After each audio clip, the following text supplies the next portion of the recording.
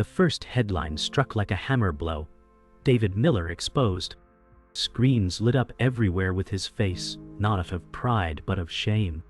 Crowds online screamed for blood, hashtags burning hotter than fire. David whispered, "How can lies spread faster than truth?" His wife Laura reached for him but froze, afraid of being pulled into the storm.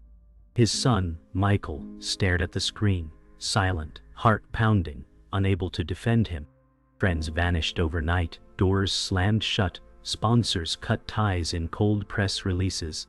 Betrayal dripped from every corner like poison. Strangers cursed his name louder than his own family spoke it. David's voice cracked. "Is this what I deserve?" His silence was broken only by the roar of a digital mob. What had taken decades to build was crushed in hours. The air was heavy, suffocating. The moment burned like a scar, one the world would not let him escape. The first night felt endless. David sat in silence, every headline echoing like a gavel declaring him guilty. Laura whispered, "It will pass," though her eyes betrayed fear. Michael stayed upstairs, scrolling through feeds, unable to type a single defense. The house, once alive with warmth, now felt like a prison of shame. Notifications buzzed from every corner, each one another stone thrown. David muttered, "I gave them my life, and they repay me with this." The walls seemed to shrink, the ceiling pressing down. Even the family photos on the shelf looked like ghosts of a life already gone. The storm outside mirrored the chaos online, relentless, merciless, and deafening. Morning arrived, but it brought no relief. The newspapers carried his downfall on their front pages. Neighbors peered from behind curtains, whispers floating in the air. Laura avoided their eyes, clutching groceries like armor. Michael's phone buzzed constantly, friends sending links, memes, and cruel jokes.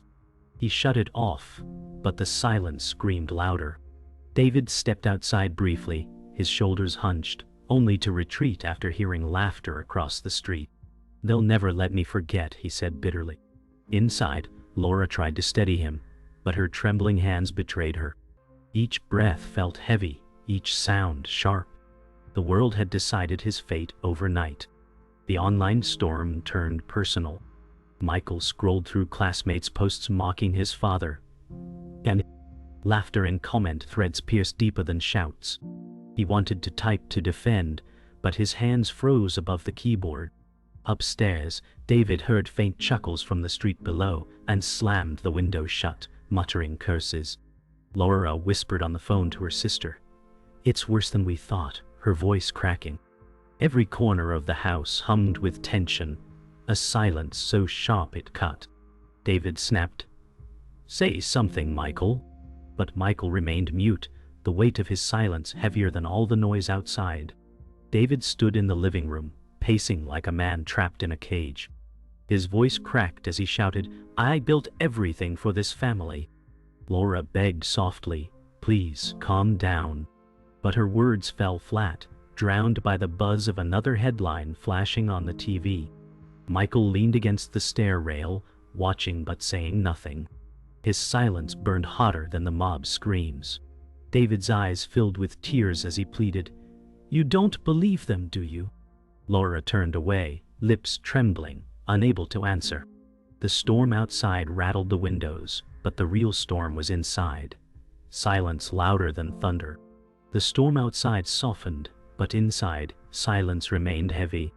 David stared at family photos on the mantel, whispering, "Was I ever the man they thought I was?" Laura moved closer, but stopped short, her arms crossed protectively. Michael lingered upstairs, overhearing every word, but offering none. Memories of David's speeches, his charity work, and his steady smile clashed with the cruel words plastered across headlines. He once stood tall as a respected figure, now reduced to whispers of shame. Laura said, "You gave your life to others," but her tone carried exhaustion, not conviction. The gap between past admiration and present humiliation cut deeper than the online storm. David remembered the night he received a community award, standing proud before cheering neighbors. Now those same neighbors hid behind curtains, scrolling through his downfall.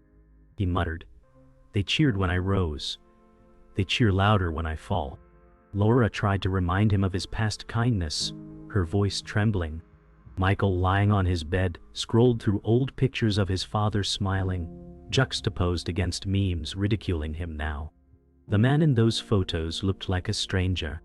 The applause that once gave him strength had turned into jeers echoing online.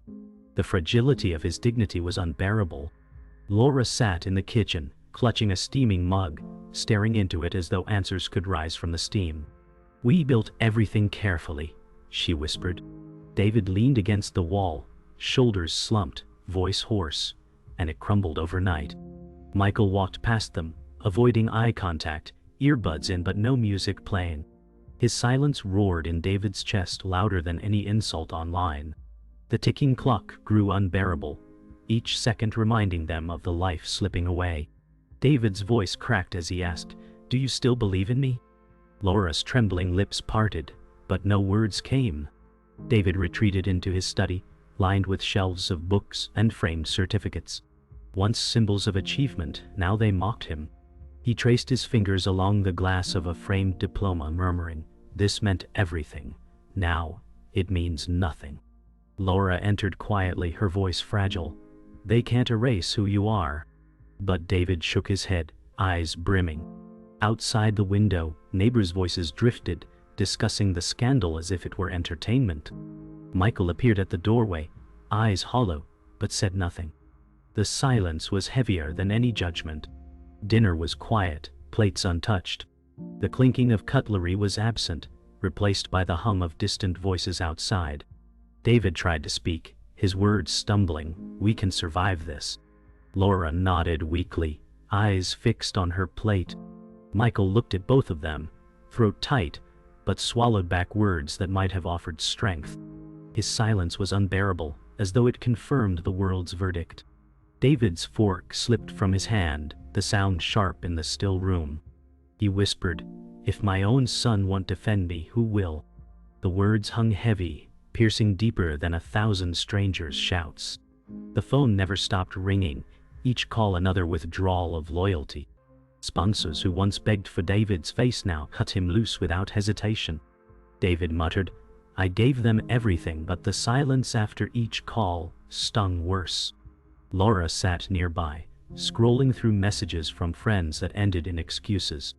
Michael avoided the living room, his headphones on, but his clenched jaw betrayed his struggle. The house felt like a fortress under siege, every headline a battering ram. David slammed his fist against the desk, voice shaking, "Even those I trusted run away." His words hung in the air, unanswered. News anchors dissected his downfall as if it were sport. Every sentence another wound. Laura whispered, "They've turned you into a spectacle." David watched, eyes wide with disbelief, seeing his name crawl across ticker lines beneath smirking hosts. Michael stood in the doorway, gaze shifting between his father and the glowing screen. He wanted to say, "This isn't you," but his lips pressed shut. The louder the anchors laughed, the smaller David seemed in his own home. He whispered, "They don't care about truth, only blood." Laura reached for the remote, but David snatched it, unable to look away. Anonymous voices online unearthed old photos, twisting harmless moments into weapons. Laura gasped, "They'll use anything to break you." David stared at the screen in disbelief, words catching in his throat. Michael scrolled through the same posts in his room, classmates tagging him with jeers. His phone buzzed non-stop, each ping another scar. He muttered to himself, "I can't face them." David slammed the laptop shut, shouting, "Do they think I'm a monster?" His voice echoed, but no one answered. Even the family dog retreated to a corner, sensing the growing storm inside. The betrayal spread to friends once closest. David dialed a number, only to hear a voicemail box that would never answer. "Cowards," he whispered, though his voice cracked with sorrow. Laura tried to reassure him, but her tone sounded hollow. Michael sat at the dining table, scrolling through another cruel meme that used his father's face. His silence screamed louder than any defense. David caught his eye and asked, "Why won't you say anything?"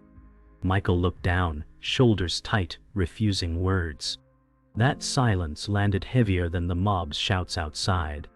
Night fell with the storm unending. The family sat together, yet felt like strangers. David whispered, "Every day it grows worse." Laura clasped his hand, but her touch trembled. Michael stared at his father, lips pressed thin, torn between speaking and silence. The weight of unspoken words crushed the room. The sound of notifications buzzed endlessly from Michael's phone, each one echoing like a verdict. David's eyes glistened as he asked, "Is my own son ashamed of me?" No answer came. The silence was louder than thunder. The storm shifted when whispers of betrayal reached David's ears. A leaked document surfaced, not from strangers, but from someone he once trusted. Laura gasped. "This isn't random. Someone close fed them." David clenched his fists, rage replacing despair. Michael sat in silence, guilt flickering in his eyes though he said nothing. The betrayal was sharper than the mob's fury. David shouted, "They're not tearing me down." Someone handed them the rope. Outside, neighbors whispered louder, sensing new drama. The walls of the house quivered with secrets unspoken, truth clawing to be revealed. An email leak confirmed it. The betrayer wasn't an enemy, but a colleague who once smiled in David's face. Laura whispered, "Mark did this." David staggered back, voice breaking. "He was my friend." Memories of shared victories twisted bitter. Michael scrolled through the feed, watching Mark's name trend as a hero for exposing David. Silence consumed him, shame heavier than iron chains. Laura said, "This was deliberate, calculated." David's voice rose with anguish. "I'm condemned by lies and crowned by betrayal." His fists trembled as the truth grew unbearable. The twist grew deeper when Laura discovered inconsistencies in the leaked evidence. She whispered, "Some of this was planted." David's eyes widened, hope flickering in despair. Michael overheard and froze, realizing the storm might not be what it seemed. He muttered under his breath, "Then why is no one saying the truth?" Laura pressed on, "Because lies spread faster than fact." David collapsed into a chair, his chest heavy. "Then I'm buried alive by fiction." The realization shifted the air. This wasn't just scandal, it was sabotage. An unexpected voice entered the chaos. An outsider, Emma, an old assistant, reached out with knowledge that changed everything. On a late call she whispered, "I know the truth." David gripped the phone, hope trembling in his veins. Laura leaned in, whispering, "Who is she?" Emma revealed that Mark had orchestrated the leak for his own rise. Michael overheard, his chest tightening, realizing silence had cost his father more than words ever could. The revelation reframed the storm. David wasn't a villain but a target. Emma's words echoed, "They wanted your fall to clear their path." David whispered, "I was never meant to survive this." Laura's hand tightened around his, her eyes filled with fire for the first time. Michael stepped forward, lips trembling, torn between confession and silence. The air thickened with truth, betrayal, and shame. David's voice broke, even my own blood stayed silent. Michael lowered his eyes, shame burning into his soul. The twist shattered illusions. The mob was never the true enemy. Betrayal at home and betrayal at work cut deeper than strangers' hatred. The house quaked with storm outside and storm within. David slammed the dining table, voice breaking, "I am not the monster they claim." Laura cried out, "David, please." Her hands trembled, unable to calm him. Michael stood frozen, his silence like a blade. The television in the corner replayed Mark's smug interview, painting David as a liar. David's face reddened, rage twisting into desperation. He pointed at Michael, "Even you, my own son, won't say a word for me."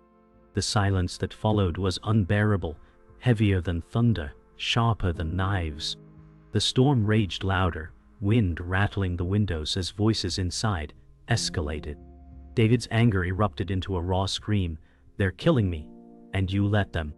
Laura wept quietly, whispering, "We're drowning, David." Michael clenched his fists, breath shallow, wanting to speak but paralyzed. The room vibrated with decades of love now unraveling in minutes. David's eyes darted between his wife and son, searching for one anchor, finding only silence. He collapsed into a chair, sobbing, the strength that once defined him shattered into pieces on the floor. Mark's betrayal filled the screen again, his smooth voice painting David's ruin as righteousness. David shouted at the screen, "Lies!" before hurling the remote across the room. Glass shattered, sparks of electricity fizzing, the storm echoing his fury. Laura screamed, "Stop before you destroy us all!" Her voice cracked with fear. Michael stepped forward, trembling, but still silent, his lips pressed tight. The air was thick with fury, grief, and betrayal. David's body shook violently as though his spirit itself were fracturing. The moment felt like the breaking point of everything they once were. David turned on Michael, eyes blazing. "Why won't you defend me?" His voice cracked, desperation overtaking rage. Michael swallowed hard, throat burning, but no words escaped. His silence was louder than any confession. Laura cried out, "Michael, say something!" Her voice pleading, desperate. Michael's lips parted, then closed again, his eyes wet with shame. David staggered back, as if struck by invisible force. "My own blood," he whispered, collapsing against the wall, broken beyond repair. The silence of his son cut deeper than the betrayal of the world. The storm outside reached its peak, lightning tearing the sky as the family fractured within. David shouted into the void, "If my son's silence condemns me, then I am already dead."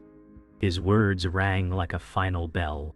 Laura sobbed, clutching his arm, but he shook her off, eyes hollow. Michael collapsed onto the stair rail, shaking, his silence choking him as guilt gnawed deeper than words could express. The room spun with rage, sorrow, and despair. In that moment, the family reached its breaking point, a climax of silence and screams, the line between love and ruin, forever torn. Morning broke after the storm, but no light touched the Miller household. David sat alone at the dining table, shoulders hunched, eyes sunken from sleepless hours. The silence was unbearable, filled only by the faint hum of a refrigerator. Laura stood at the doorway, her face lined with exhaustion, whispering, "You have to eat." David didn't move, his fork untouched on the plate. The storm inside him had not ended with the thunder outside. Michael crept down the stairs, watching his father from a distance, guilt etched across his face. He wanted to speak, but shame sealed his lips. David finally muttered, "What is a man when even his own son refuses to believe in him?" His voice cracked with bitterness. The house that once carried laughter now echoed with quiet despair. Every photo on the wall seemed to mock the family they used to be. The world outside had already moved on, chasing new scandals, but for David, time stood still. He walked through the living room, staring at the empty spaces where awards once shone. Laura had quietly packed them away, unable to bear the sight of his achievements turned to reminders of disgrace. She whispered, "Maybe one day we'll look back differently," but even she sounded unconvinced. Michael sat on the sofa, scrolling, watching how easily the mob discarded one name for another. He thought to himself, their anger passes like wind, but the damage remains forever. David touched the empty shelf, his hands trembling, and said, "I was erased faster than I ever lived." Laura placed a hand on his shoulder, but he didn't turn. The silence between them spoke louder than any words. Laura urged him to step outside, to face the whispers, rather than let them cage him. With hesitation, David opened the door. The morning was calm, yet every sound seemed sharpened. Neighbors watched quietly, some with pity, others with judgment. David kept his gaze low, hands buried in his pockets, shoulders bent under invisible weight. Michael followed behind, his stomach churning, every step a battle with guilt. David whispered, "This street once felt like home. Now it feels like a stage for my shame." Laura clutched his arm, steadying him as voices buzzed around them like flies. The world had moved on, but the eyes closest to them had not forgotten. The weight of the walk home felt heavier than any trial. So. Back inside, Laura finally broke. "We can't live like shadows," she said, tears streaking her face. David stared at her, hollow eyes filled with quiet rage and grief. "Shadows are all I have left," he replied. Michael stood in the kitchen doorway, frozen, guilt consuming him. He whispered softly, "I could have spoken." His words cut the silence too late, too small. David looked at him, pain flooding his face, and said, "One word could have saved me." Michael's eyes filled with tears, but he had no answer. Laura buried her face in her hands, sobbing quietly. The air between them was heavier than stone, binding them together in silence and sorrow. Night returned with unsettling calm. David sat in his study, surrounded by the trophies of a life that no longer held meaning. He whispered into the empty room, "They may forget my name, but I will carry this shame forever." Laura stood behind him, silent, too drained to fight his despair.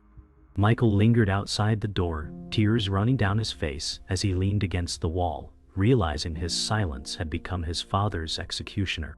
The family was together in distance but apart in spirit.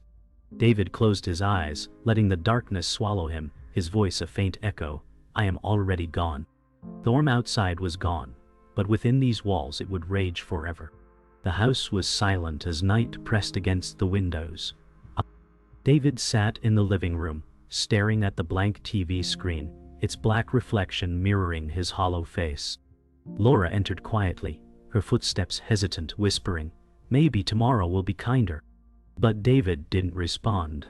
His mind replayed every silence, every moment his son looked away, every friend who vanished, every lie that spread faster than truth. Michael lingered at the staircase, torn apart by guilt, wishing he could drag words from his throat, but finding only emptiness. David finally murmured, "It wasn't the mob that broke me. It was the silence closest to me." Laura's eyes filled with tears, realizing nothing she could say would undo the wound. The night was heavy, and the final chapter of a life once admired was being written in whispers. David wandered into his study, the room that once displayed his proudest achievements. He traced his hand along the empty shelf, voice trembling, all erased with a single lie. Laura followed, whispering, "We still have each other," but the words sounded fragile, breaking in the air. Michael stood in the doorway, shame consuming him, his hands trembling as he clutched the railing. David turned toward him, eyes glistening, asking softly, "Do you know how deep silence cuts?" Michael couldn't meet his father's gaze, his throat burning with words unsaid. Laura stepped forward, trying to hold them both, but David stepped back into the shadows. The weight of betrayal was no longer outside their walls. It lived within them now, unspoken, unstoppable. The air thickened as David broke the silence, his voice hollow. "The world screamed at me, but it was your silence that killed me." His words struck Michael like a blade, guilt flooding his chest. Laura cried, "Don't say that," but even her plea sounded like an echo lost in the void. Michael's lips quivered, his chest heaving, but he could not speak. His silence had become his prison. David turned away, staring into the window where his reflection looked like a ghost of the man he used to be. He whispered, "I am already gone." Laura clutched his arm, but he did not move. The house felt like a coffin, the walls closing in, filled with the haunting absence of words that were never spoken. The night deepened, yet no peace came. Laura sat at the dining table, head buried in her hands, whispering prayers that felt unanswered. David stood nearby, staring into emptiness, his voice barely audible. "I am finished." Michael finally stepped forward, heart pounding, lips parting with the words he should have spoken weeks ago. But when sound left his throat, it was too weak, too late. "I believe you," he whispered, almost inaudible. David turned his head slowly, eyes wet, but his expression carried no relief, only exhaustion. Laura lifted her gaze, hopeful, but David shook his head gently. The silence already spoke louder than this. The words fell heavy, final, piercing deeper than thunder. The final silence arrived like a hammer. David sat once more in his study, the lamp casting a faint glow against the walls. He whispered, "A man can survive strangers' hatred, but not his family's silence." His voice cracked, but no reply came. Laura stood behind him, shaking, unable to hold back sobs. Michael leaned against the wall outside, tears running down his face, guilt carving deep into his soul. The house was still, yet filled with echoes of words never spoken. David closed his eyes, whispering one last line that would haunt them forever. "Silence is the cruelest answer of all." The words lingered in the air, cutting sharper than screams, leaving Laura trembling and Michael broken. The story ended not with a shout, but with a whisper that would never fade.